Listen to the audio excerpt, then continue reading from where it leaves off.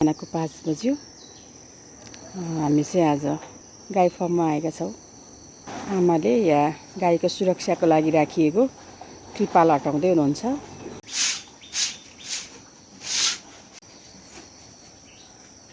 चाहिँ यसरी आगो सल्काउँदैछु।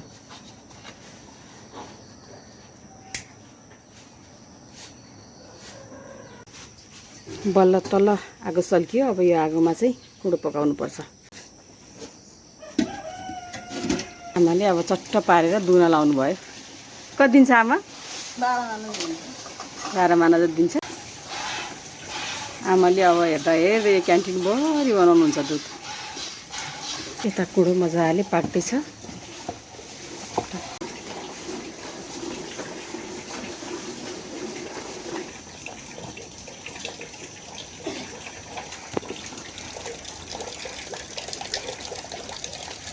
ल आमाको पौरखी हातहरू एक बाल्टी दुध खनाउनु भयो।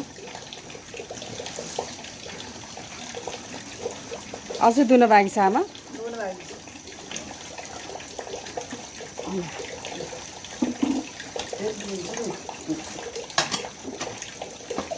खाल्ला हुन्छ त अनि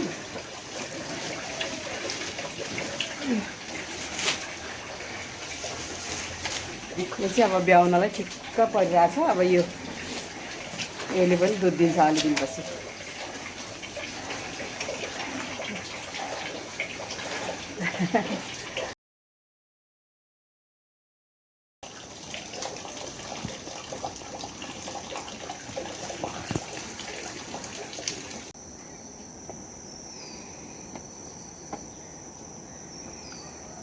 यो देखिएको सँगैको यो मर्स्याङ्दी बहुमुखी क्याम्पस हो।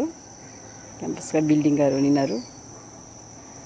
र क्याम्पस सँगसँगै यहाँ चाहिँ हाम्रो गाई फार्म छ। अनि खेतबारी चाहिँ हाम्रो क्याम्पसको बिल्डिङभन्दा ठ्याक्क अगाडिपट्टि साइडमा छ। धान रोपिया छ अहिले। छ यता हिरौला करेला। अनि कोही चाहिँ गाईको गउँत लिन आइहाल्छन् कि भनेर आमाले चाहिँ सधैँ यसरी यहाँ दिनदिनै फेरेर झुन्डाएर राखिदिनुहुन्छ बाहिर। अब पूजाआजा पर्दा यताउता सबै कामको लागि गाईको गउँत अनिवार्य छ नि त। यी पनि दोहोरो सकियो। गाईले घाँस पनि खायो। अब कुँडो दिने बेला भयो। कुँडो दिने पनि छुट्टै तरिका छ भोलि यिनीहरूलाई।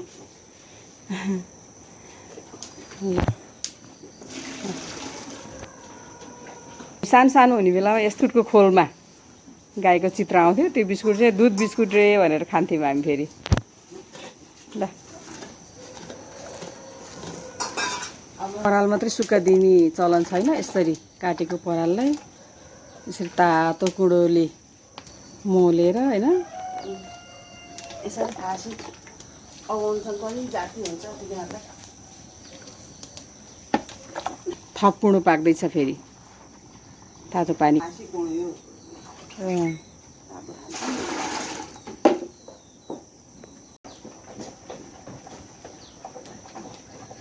वाला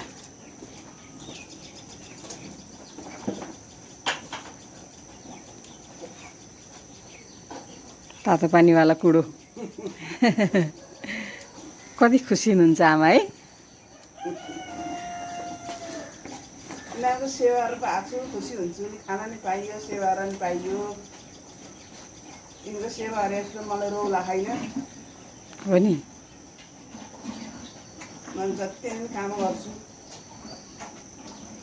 सबभन्दा ठुलो कुरा चाहिँ स्वास्थ्य हो क्या। स्वास्थ्य स्वस्थ हुनु ठुलो कुरा हो नि त। अच्छी हो यो नि रौला हुन्छ। बिहानै जुरुक अनि हो नि त। जुरुक्क उठेर अनि मर्निङ वाक हिँड्नलाई आतुरी परेन नि त होइन आमा? यहाँ आएपछि काम पनि भयो, मर्निङ वाक पनि भयो, खाना पनि पाइयो। अब यो चाहिँ नि 1-2 पैसा पनि आयो। बारीमा जे खोज्यो त्यही छ फलफुलहरू। यता कागती लपक्क फलिरहेछ। यता माथि पनि कागती, कफी, यो आँप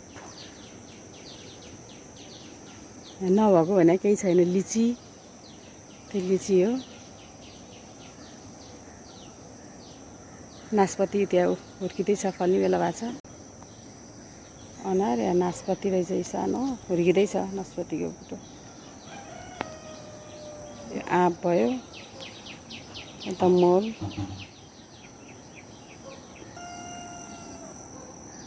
यो हरियो मकै, पछौटेवाला हरियो मकै। यो लिचीको रुख, कत्रो ठुलो लिचीको रुख पनि थुप्रै छ यहाँ।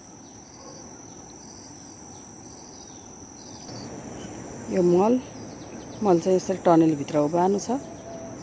मैले यही मल एक थैलो लाने हो। अब सुन्तला पनि हुर्किँदैछ। यो माथि देखिएको घर चाहिँ यो टिनवटाको चाहिँ त्यसमा च्याउ खेती गरिएको छ। अब च्याउ खेतीको बारेमा चाहिँ अलि पछि भन्ने छु म।